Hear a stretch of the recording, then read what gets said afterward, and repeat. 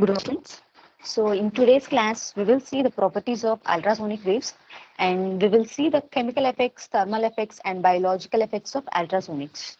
So here we go. So the properties of ultrasonics. So these ultrasonic waves cannot travel through the vacuum and these waves have a high energy content. So as like a normal sound waves, ultrasonic waves also get reflected and refracted and also observed, and these waves also produce an intense heating effect whenever they pass through a substance, and these ultrasonic waves can be transmitted over a large distances, and they can be attenuated when they travel through a non-homogeneous medium. So attenuation means loss of a signal strength. We can say in simple words it is a opposite form of a amplification. Amplification means increasing the strength of a signal. So these are the properties of a ultrasonics. So they cannot travel through the vacuum. They have a high energy content. So they can be get reflected, refracted, and absorbed, and they produce a high heating effect when passed through a substance, and they can travel through a long distance, and they can attenuate it whenever they travel through a non-homogeneous medium. So now we will see the applications and effects of ultrasonic waves, like thermal effects, chemical effects, and biological effects.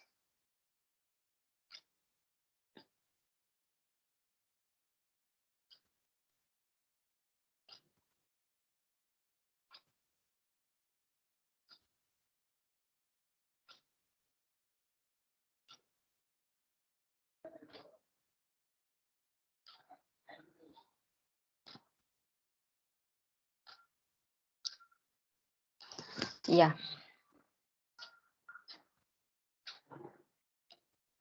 So here it is. Chemical effects of ultrasonic waves.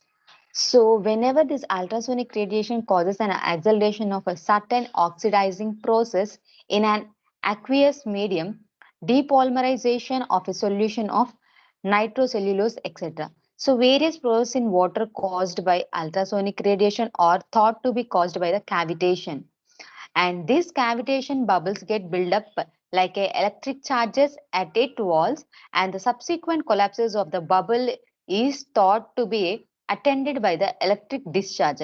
The small lightning like a discharge causes the electrolysis of a water and a decomposition. Subsequent to the electrolysis of a water, atomic oxygen is believed to be evolved. So this atomic oxygen does not have a time to form strong two atom molecules O2, and therefore readily enters into a chemical reaction. If water decomposed into a positive ion of hydrogen H plus and negatively charged ion of hydroxyl OH minus, so we can also call it as a electrolysis. So hydroperoxide H2O2 is formed in that water, and this is a strong oxidizer. And most of the chemical reactions will be caused by the ultrasonics because of this cavitation effects. So these are the chemical effects of a ultrasonics. And now we will see the thermal effects of a ultrasonics.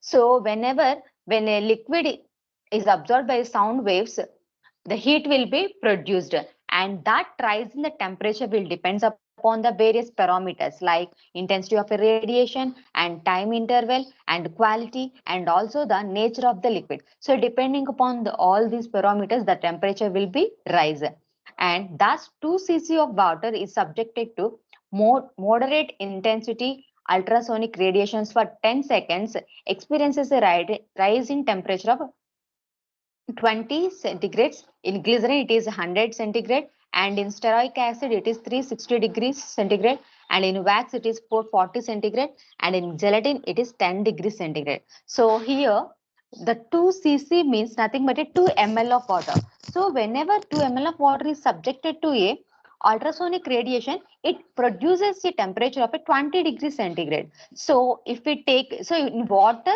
it is about 20 degrees. In glycerin, it is 100 degrees centigrade. So like that. In stearic acid, 360 degrees and 360 degrees centigrade, and in wax, it is up to 40 degrees centigrade, and in gelatin, it is up to 10 degrees centigrade.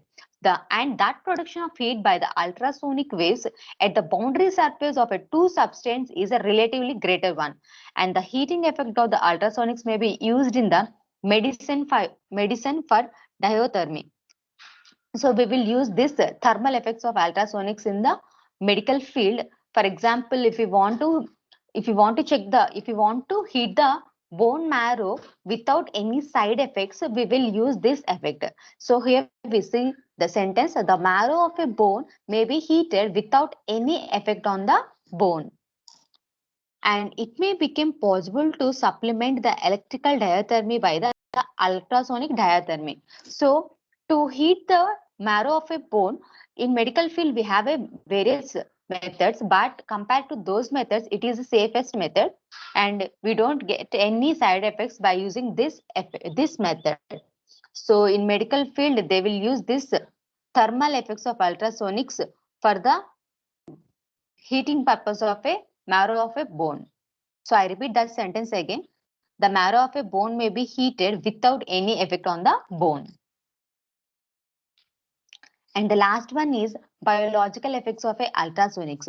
So ultrasonic radiation causes the particles of a liquid to carry out the motions which are very frequent, fast and great acceleration.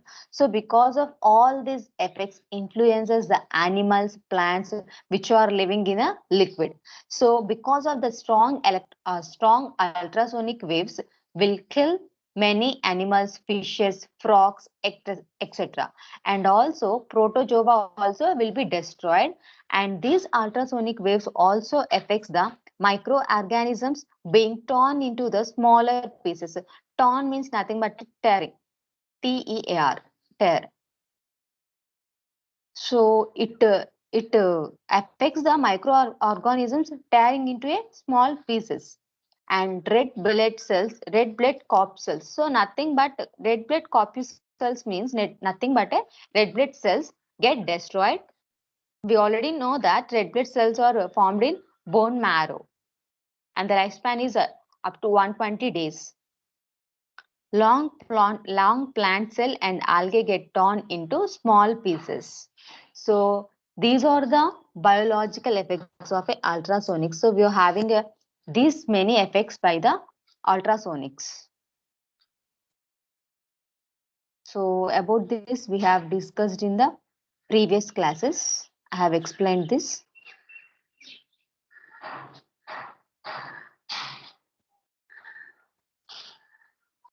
So that is about the today's class. So in today's class we have seen the chemical effects, thermal effects and biological effects of a ultrasonic waves, and also we have seen about the properties of a ultrasonic waves. So that's it for the today's class. Thanks for watching.